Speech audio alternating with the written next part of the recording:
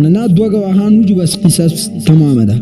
دیالسم قاضی برازداری دا بنای چی صرف ناست راز بساتی المجالس بالامانه حدیث مبارک راضی مجلس امانت دے. ابو داود 4868 نمبر حدیث دے. قاضی با دی دوانو پریقینو تراز نه پاش کئی کنو دابا زامینی کفیل بی زموار بی پتاو هندیا کی دی دیو پیسلا راوڑ ز سبا پیسلا کو مدایو ته وی چې بستا غټل خو سبا راشه د سی بنه کې راز بنه پاش کې راز به د ځان سره رازدار به د قاضی لپاره شرط دی. سوال لسم اول به کوشش کې د صلح. رسول الله فرمای الصلح جائز بین المسلمین د مسلمانانو په درمیان کې صلح جائز دی. چاول کوشش د صلح وکي بیا خصوصا د طلاق په مسایلو کې دغه شانته د زمکو په مسایلو کې صلح ته ترجیح.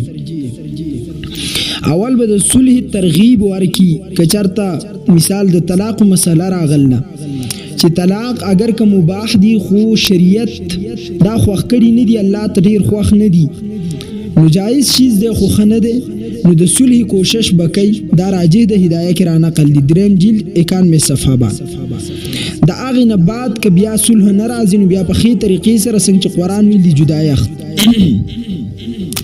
انزل لسم نمبر دی د قاضی تنها با د ملک نه ورکول شي د بیت المال نه. عمر ابن الخطاب رضی الله تعالی عنہ هغه فرض للقاضی رزقا من بیت المال د بیت المال نه د قاضی د فارا وظیفه مقرر کړی و. مصنف عبدالرزاق حدیث نمبر د 14862 نمبر دا راځي چې قاضی به بنیازي چې رشوت نه علي یعنی د چانه به تمی نه ساتي دسی تنها ورته ورکې نو به فیصله بیا ټیک کړي. د دې خبرو خلاصه دا ده چې قاضی به سړی عادل وي عالم وي مجتهد وي دوه فریقین به برابر اوري دا واجب ده. غوسه لوګه تنده په دې وخت کې فیصله مکروه تحریمی ده. ثبوت به د مدعی نه غواړي او قسم به د مدعا علیه نه غواړي. او پنځم نمبر اجتهادي غلطی ماب ده او کچرتا د قصد غلطی وکړه نو بیا به غلطی د نشي منل غلطی به منل شي او د فیصله به رد کول شي.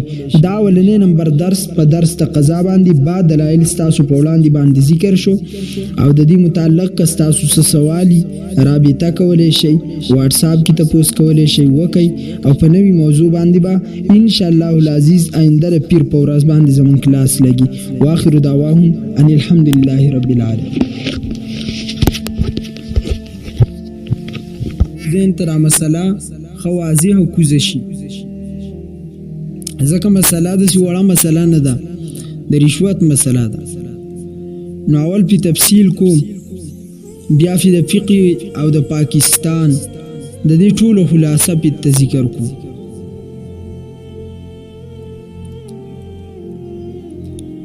او دا زمونږ سویم درس دی معلوم ده دا زمونږ د درس دریم د قاضی رشوت سفارش دباو د دې حکم.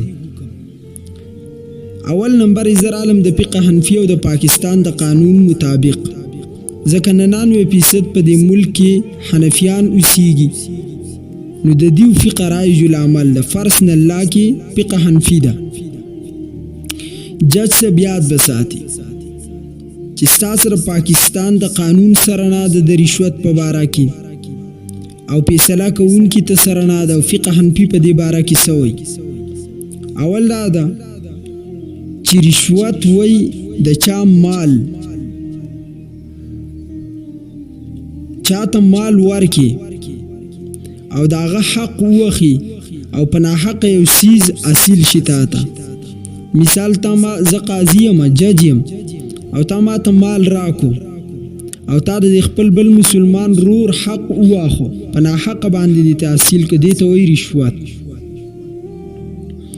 نمبر 1 خبره رشوت اغستل حرام دی.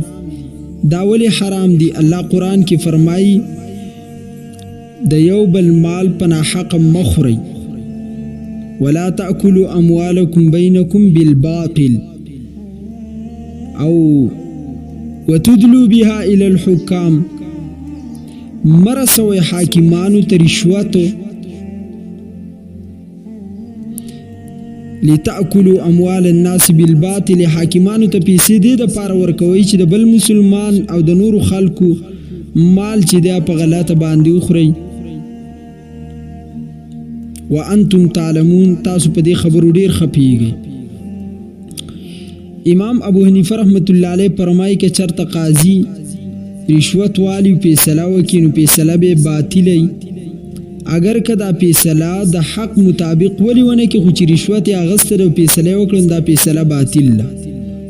اوس درته پته ولګېده د دې وجه څه ده؟ فرمایي چې د دین په پوره نظام د عدل باندې شک پیدا کیږي. نظام عدل چې دی په هغې باندې شک پیدا کیږي. دی وجې نه که تا ته پته وي چې دا سړی په حق دی او تا ته رشوت واغستو نو تا ناحق کار دی وکړو، باطل